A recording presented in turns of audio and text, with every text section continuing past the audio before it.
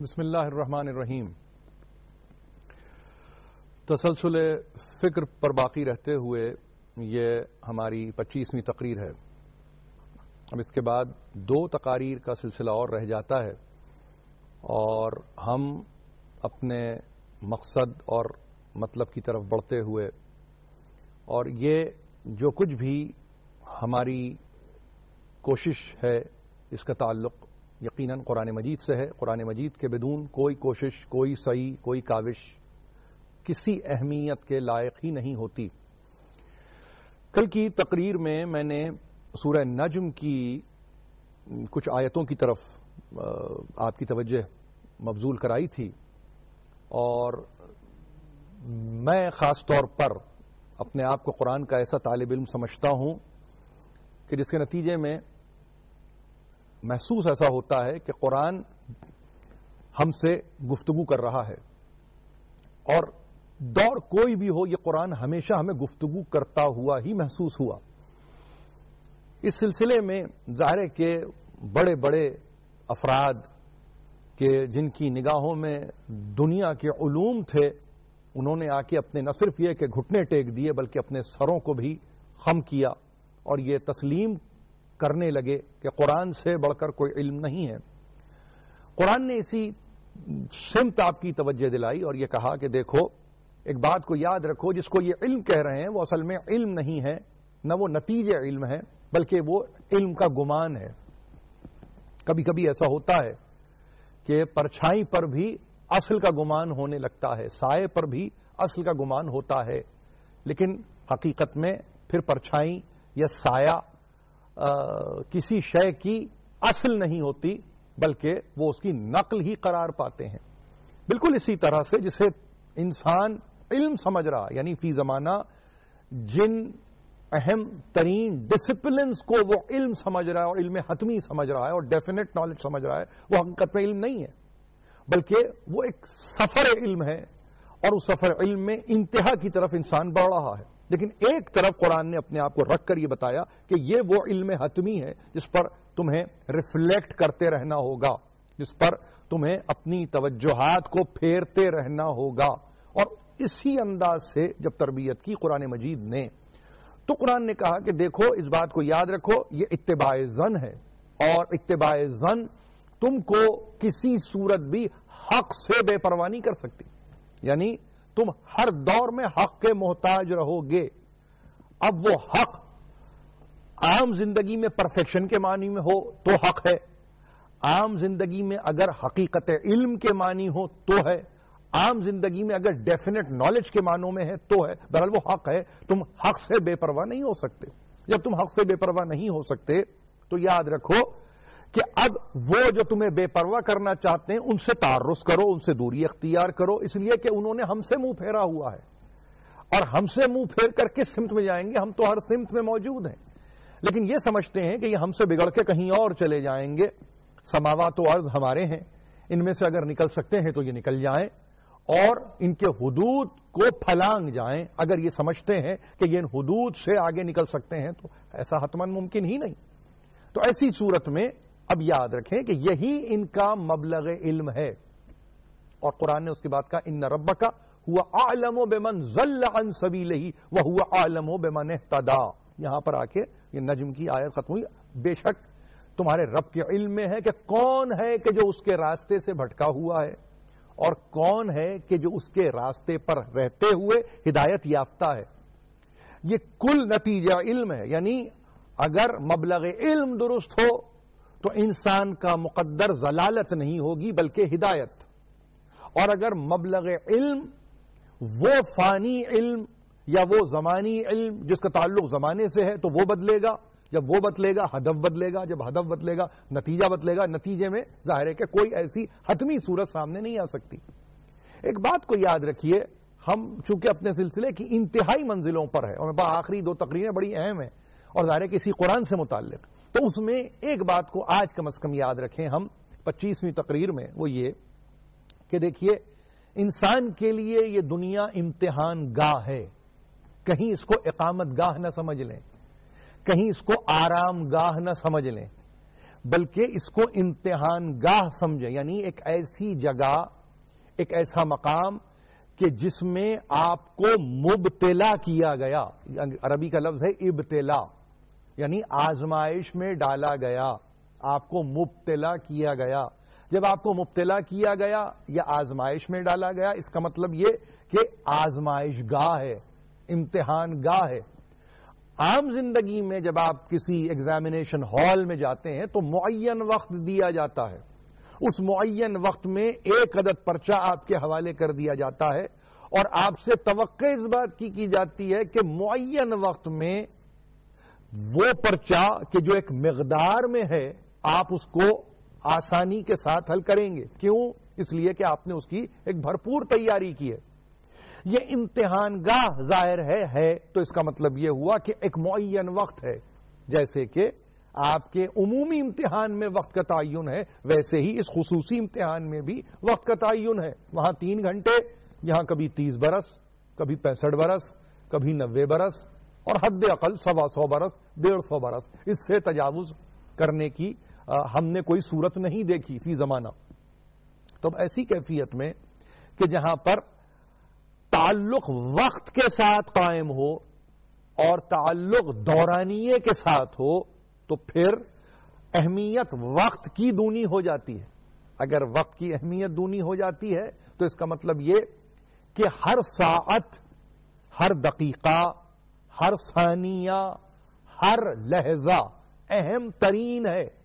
یعنی اس کو اس طرح سے سمجھ لیجئے کہ ایک ثانیے میں، جسے ایک سیکنڈ کہتے ہیں آپ، روشنی ایک رفتار کو طے کرتی ہے جس کو ہمارے سائنسدانوں نے جب آپ کو لا آف فزکس پڑھایا، اور خاص طور پر جب آپ کو اسپیڈ کے چیپٹر تک لے گئے، رفتار کے سبق تک لے گئے، تو انہوں نے کہا کہ یہ وہ ایک لمحہ ہے جس میں روشنی 1,86,000 میل کی مسافت کو طے کر لیتی ہے، یعنی مکمل کرتی ہے.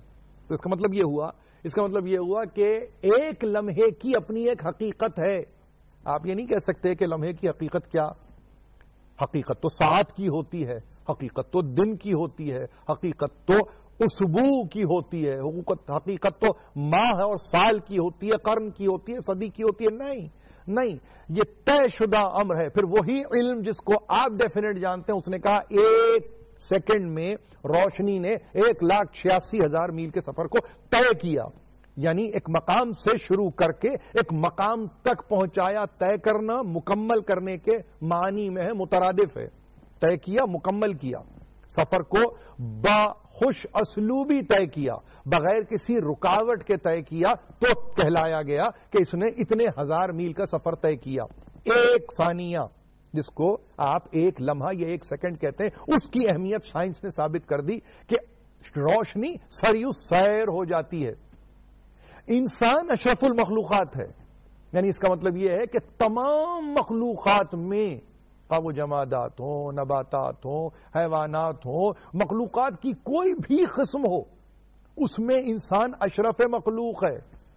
اور اشرف مخلوق اور بھی اس طرح سے طے ہو گیا کہ وہ سخر لکم ما فی السماوات والارض، تمہارے ہی لیے تو ہم نے سماوات و ارض میں جو کچھ ہے وہ مسخر کر دیا. اب سماوات اور ارض میں اگر روشنی ہے تو اس کو ہم نے تمہارے لیے مسخر کیا ہے. ظاہر ہے کہ تمہارے کام آتی ہے، تم اس سے کام لیتے ہو. تم اپنے دن کو جب گزارتے ہو تو اس سے کام لیتے ہو تو تمہارا دن گزرتا ہے. تو اس کا مطلب یہ ہے کہ تم مخلوقات میں اشرف ہو، افضل ہو، اولا ہو، برتر ہو، بہتر ہو.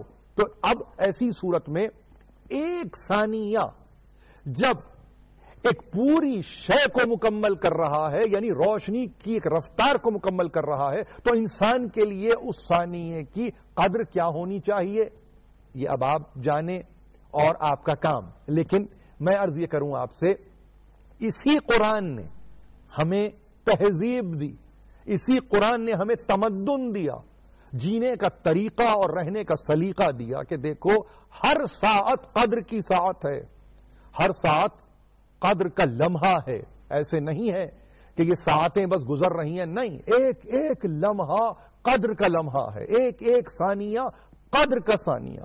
اور جب یہ قدر کا ثانیہ ہے تو اس کی قیمت بھی سوا ہے، اس کی معمولی قیمت نہیں ہے۔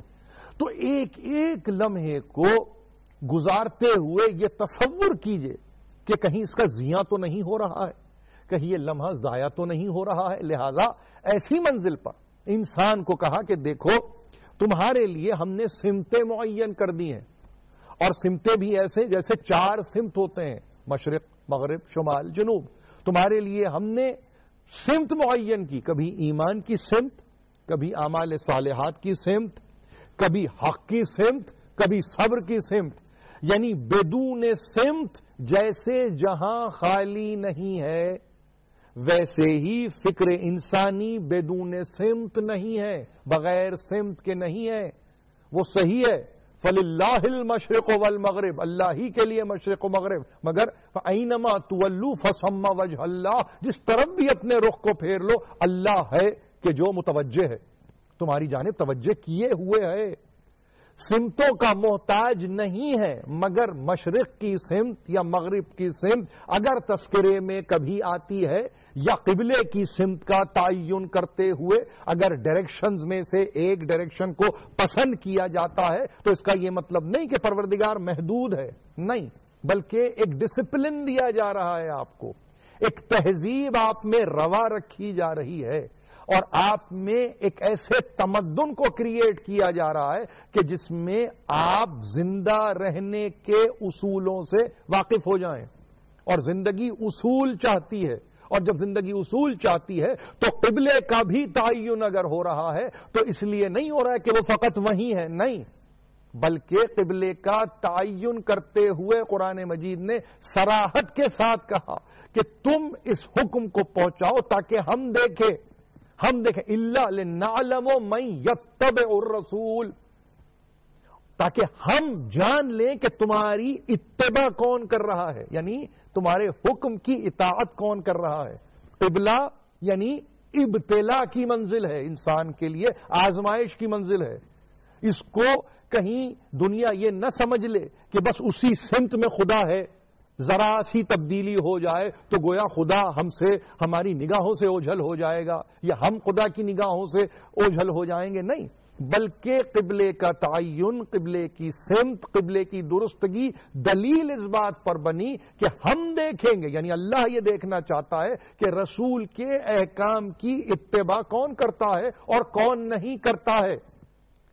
اب جو اتباع کرے، اطاعت کرے تو ظاہر ہے کہ وہ ہمارا بندہ ہوا، اور جس نے اطاعت نہیں کی تو گویا اس نے معصیت کی، گناہ کیا، اور گناہ رسول کا بھی ہوا اور نتیجے میں ہمارا بھی ہوا۔ تو ایسا شخص اب وہ اطاعت گزار نہیں کہلائے گا بلکہ وہ معصیت کار جانا جائے گا۔ قرآن مجید کو پڑھتے ہوئے یاد رکھیے اس بات کو کہ اگر قرآن نے کچھ چیزوں کا تذکرہ کیا ہے تو وہ بحیثیت ڈیفینٹ علم کے کیا ہے۔ ایمان کا تذکرہ اگر ہو رہا ہے اور اس کی سمت معین ہے، عمل صالح کا تذکرہ اگر ہو رہا ہے اور اس کی سمت معین ہے، حق اور صبر کے تعلق سے سمتوں کو اگر معین کیا گیا ہے تو ظاہر ہے کہ آپ کو ویکیوم سے باہر نکالا ہے، خلا سے باہر نکالا ہے۔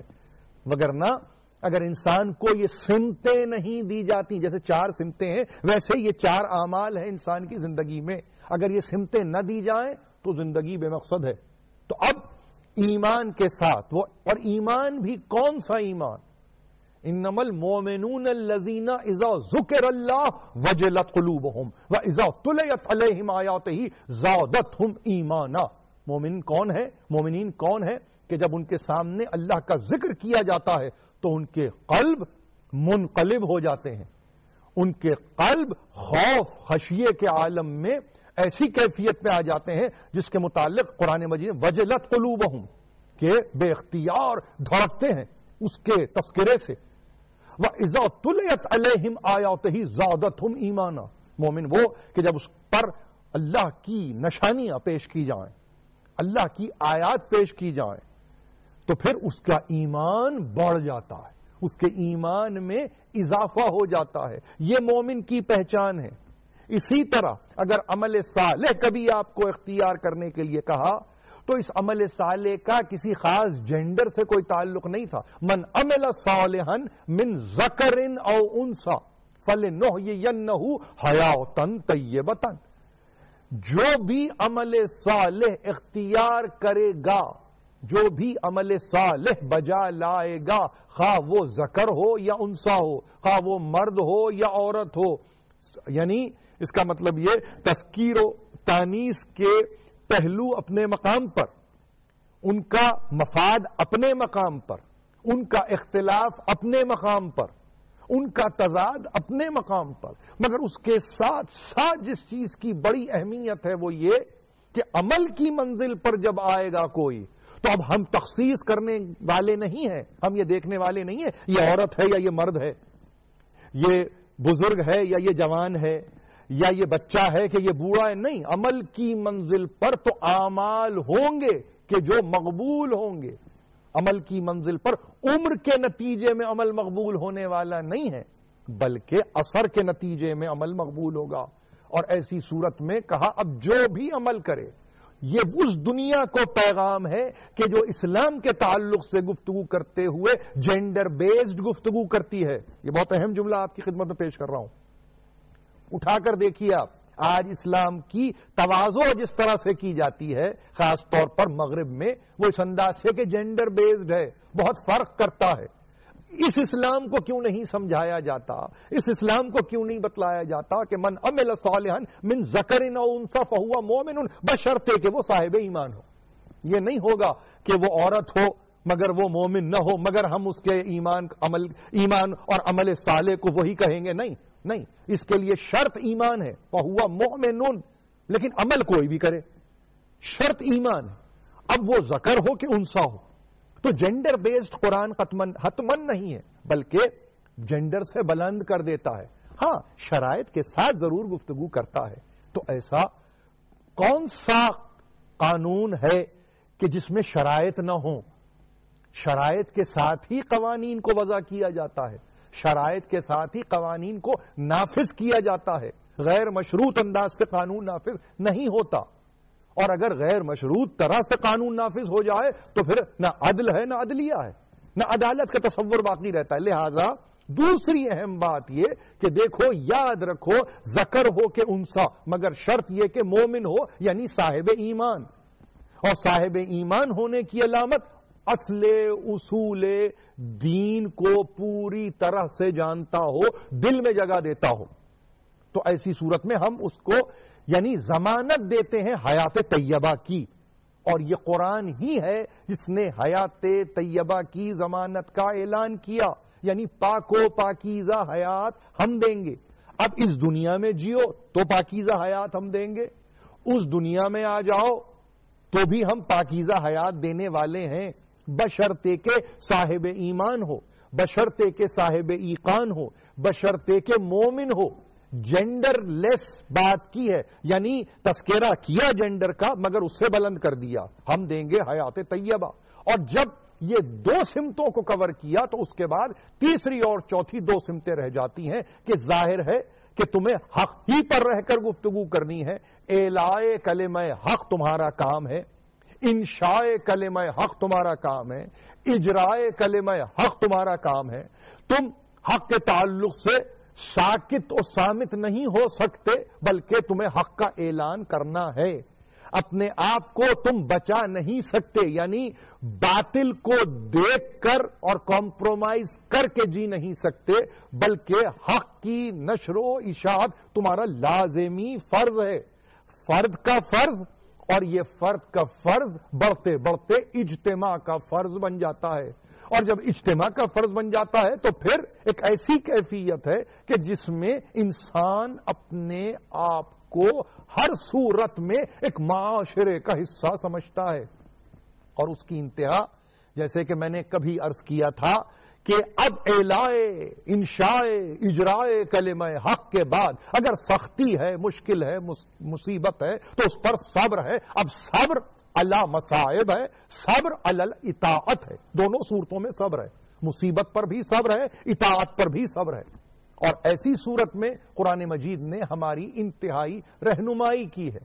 اور اب جاتے ہوئے اسی دعا کے ساتھ اختتام کرنا چاہتا ہوں کہ پروردگار اس ماہ مبارک رمضان کی فضیلتوں سے ہم کو مالا مال کر دے، ہماری مشکلوں کو آسان کر دے، ہماری پریشانیوں کو دور کر دے، اور پروردگار ہمیں نیک توفیق دے، نیک ہدایت دے، مملکت خداداد پاکستان کی محافظت فرما، ملت کو متحد رکھ، وآخر دعوانا ان الحمدللہ رب العالمین۔